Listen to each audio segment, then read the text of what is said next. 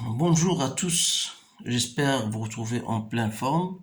Dans cette séance, bien sûr, je vais partager avec les étudiants de la première année baccalauréat un sujet concernant soit l'énergie mécanique, soit comment le travail d'une force, comment appliquer bien sûr le théorème de l'énergie cinétique. Donc voilà, le sujet est devant vous. Je vais lire, bien sûr, un solide ponctuel S de masse M se déplace le long d'un trajet A, B, C, D qui comporte deux phases. Il y a une partie horizontale, la voilà, A, B, rectiligne de longueur L égale à 10 mètres. Le long de cette partie, le solide est soumis à une force constante. Faisons un angle alpha, 60 degrés avec l'horizontale, et développons une puissance 10 watts. Puis il y a une autre force, en plus d'une force de frottement opposée au déplacement. Une demi-sphère BCD de centre O et de rayon R. La question 1, sachant que pendant la partie AB, le mouvement est rectiligne et uniforme, là, vous devez souligner ça. Exprimez la puissance P développée par la force F, puis calculer sa valeur. Calculer le travail de la force au cours de ce déplacement AB, en déduire le travail de la force au cours de déplacement AB et l'intensité de F. En tout cas, voilà le sujet devant vous. Vous pouvez scanner ce sujet-là pour pouvoir répondre à chacune des questions et vous allez bien sûr comparer vos réponses avec les miennes. Alors, pour la première question, ça veut dire d'abord le mouvement rectiligne uniforme, c'est-à-dire que la vitesse est constante le long du trajet A et B. Alors, vous savez comment exprimer la puissance d'une force. Donc, vous avez vu, on cela en cours. Donc, je vais répondre tout de suite à cette question-là. Vous savez que la puissance d'une force, c'est quoi? C'est la force scalaire, la vitesse. Donc, c'est F, le module de F, le module de la vitesse, il faut une multiplication, cosinus de l'angle que fait F avec le déplacement. Donc le déplacement, il est, voilà, dans ce sens-là. Donc c'est un angle, il y a un angle alpha. Voilà l'expression de la puissance de cette force. Alors là, je peux en tirer F qui n'est autre que P sur V cosinus de alpha. Donc P c'est 10, V c'est vous avez 2, cosinus de 60 degrés. Cos de 60 degrés c'est 1,5, donc ça va donner 1, donc ça reste 10 newtons. Voilà la réponse à cette question. B, calculer le travail. Voilà, question A. B, calculer le travail de la force F au cours du déplacement A, B. Vous savez, toujours vous avez une relation. Le travail d'une force le long du trajet A, B, c'est quoi? C'est F pour du scalaire AF, AB. C'est-à-dire F, le module de la force AB, cosinus de l'angle que fait F avec AB. Il n'est autre que alpha. Donc, c'est 10 fois AB. Vous avez AB, c'est combien? C'est, voilà, c'est 10. Donc, on était 10. Cosinus de alpha, c'est cos de 60 degrés, c'est 0,5. Donc, ça vous donne 50 joules. Voilà la question B. On passe à la question C. On déduire le travail de la force de frottement au cours du déplacement AB et l'intensité de la force F. Donc, C. Pour chercher le travail de force de frottement, vous pouvez déterminer la variation de l'énergie cinétique. Le théorème de l'énergie cinétique, qu'est-ce qu'il vous dit? Que la variation de l'énergie cinétique, c'est l'énergie cinétique finale moins l'énergie cinétique initiale. C'est-à-dire, c'est l'énergie cinétique en B moins l'énergie cinétique en A.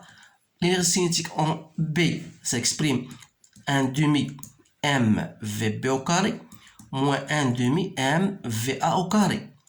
Alors là, comme on vous dit que le mouvement est rectiligne, ça veut dire que la vitesse reste toujours constante. Soit la vitesse en A égale à la vitesse en B, ça veut dire que ça vous donne 0. Alors là, d'une part. D'autre part, l'expression de la variation de l'énergie cinétique, c'est quoi? C'est la somme des travaux de toutes les forces qui s'appliquent le long du trajet A et B. C'est-à-dire, c'est le travail de la force F, plus le travail du poids, plus le travail de force de frottement. Alors le travail de P égale à 0. Pourquoi? Parce que la force, le vecteur P, elle est perpendiculaire au trajet. Donc il reste travail de F plus travail de F. Donc dans ce cas-là, je déduis le travail de la force de frottement n'est autre que moins 0 moins le travail de F. C'est-à-dire c'est moins le travail de la force F qu'on a déjà trouvé, c'est égal à 50, donc c'est moins 50 joules. Voilà la réponse à cette question. D'autre part, vous savez que le travail de la force de frottement le long du trajet AB n'est autre que moins F, c'est-à-dire le produit scalaire F fois AB. Donc, comme F est toujours de sens opposé au trajet AB, donc on aura un signe moins, ou bien tout simplement, voilà, je vais vous donner comment j'ai trouvé ça. Vous savez, en général, le travail d'une force F le long du trajet AB, vous allez appliquer la formule F produit scalaire AB, c'est-à-dire le module de F, le module de AB, cosinus de l'angle que fait F et AB.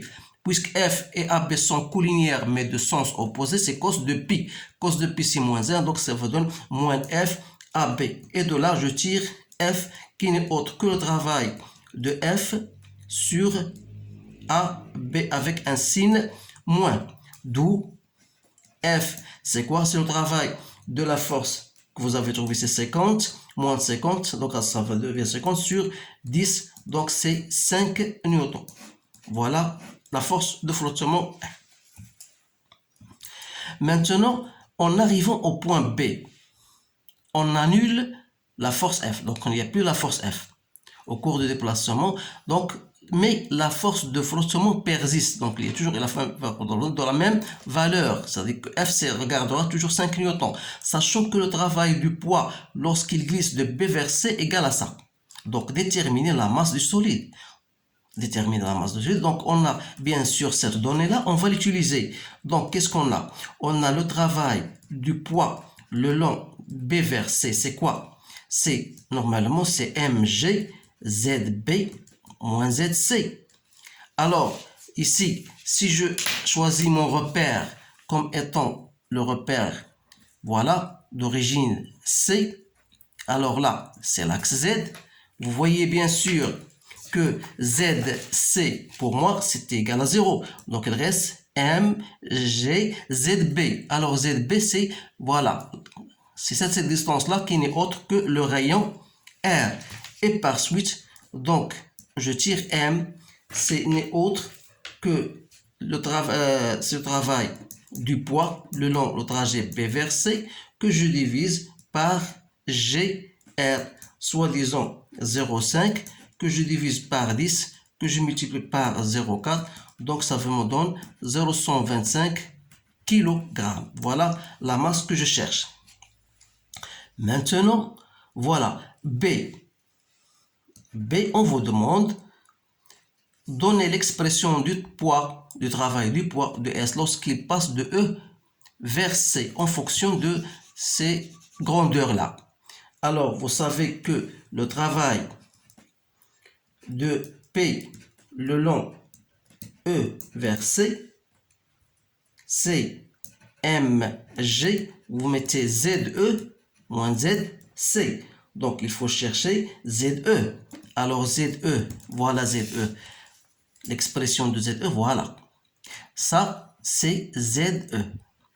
Donc, pour chercher ZE, donc vous devez, qu'est-ce que vous remarquez? Que ZE n'est autre que cette longueur-là, qui est égale à R, moins cette longueur, celle-ci, moins cette longueur que j'appelle X. C'est-à-dire, voilà, je vais écrire que ZE, voilà, je répète, ZE, c'est-à-dire, voilà l'origine du repère que je considère. Donc, ZE, cette distance-là, n'est autre que cette distance-là, qui est R, voilà, moins cette distance X. Alors, pour trouver cette distance X, vous avez ici, voilà, les angles alternes, internes, puis ça, c'est parallèle à celui-là, donc ça, c'est bêta. Donc, si je travaille avec sinus de bêta, voilà, ce bêta, cet angle-là, ce n'est autre que égal à X sur R. Alors, X n'est autre que R sinus de bêta. Alors, dans ce cas-là, ZE n'est autre que R moins R sinus de bêta. C'est-à-dire, c'est R 1 moins sinus de bêta. Et par suite, là, le travail du poids le long du trajet E vers C n'est autre que mg R 1 moins sinus de bêta. Voilà le travail de E versé. Donc, il suffit de faire votre calcul. Le travail du poids le long E versé n'est autre que 0,125, la masse, fois 10, fois 0,4, 1 moins sinus de bêta. Bêta égale à 30 degrés. Donc, vous allez trouver 0,25 joules. Voilà le travail de cette force. Maintenant, je vais passer à la question qui vient après. Voilà. Donc, oui, voilà. Calculer sa valeur. Donc, on va passer à la question C. On vous dit, en déduire, voilà, en déduire le travail du poids de S lors du déplacement de B vers E. Alors là, qu'est-ce que vous remarquez? Vous avez déjà le travail du poids. On vous a donné, bien sûr, de B vers C, qui n'est autre que le travail du poids le long de B vers E, plus le travail du poids de E vers C. Il y a différentes méthodes de déterminer ça, mais je trouve que, puisqu'on vous dit en déduire, donc il suffit d'utiliser ce que vous avez déjà trouvé. Donc, le travail du poids le long B vers E n'est autre que le travail de B moins de B vers C, moins le travail de B de E vers C. C'est-à-dire, c'est le travail du poids du B vers C moins le travail du poids le long du trajet E vers C. Donc, il suffit de faire application numérique. Donc, c'est 0,5 moins 0,25. Donc, ça vous donne 0,25 joules. Voilà la réponse à cette question. Enfin, troisième question, on veut dire déterminer le travail de la force de frottement lors du déplacement B vers C. Donc, si vous appliquez bien sûr votre formule comme étant le travail d'une force de frottement le long trajet de B vers C n'est autre que F BC. Alors, c'est le module de F, le module de C. Puisque F et BC, ce sont deux vecteurs collinéaires mais de sens opposés, donc on voit cos de pi, donc c'est moins 1. Donc ça, c'est BC. Cette longueur-là, normalement, BC, comment je trouve cette longueur? Ça, vous avez, c'est quoi? C'est une demi-sphère. Alors, c'est le 1 quart. Donc, si je remplace dans l'espace, si je compose BC n'est autre que le 1 quart du périmètre d'un cercle. C'est-à-dire que c'est, voilà, moins F. Vous savez que le périmètre d'un cercle, c'est 2 pi fois le rayon. C'est pas un cercle, mais c'est une demi-sphère. Mais dans le plan, qu'est-ce que je vois? Je vois un trajet d'un cercle. Donc, la boule ou bien le solide est décrit un cercle, le quart de cercle, c'est-à-dire 2πr sur 4. Donc, il suffit de faire votre application.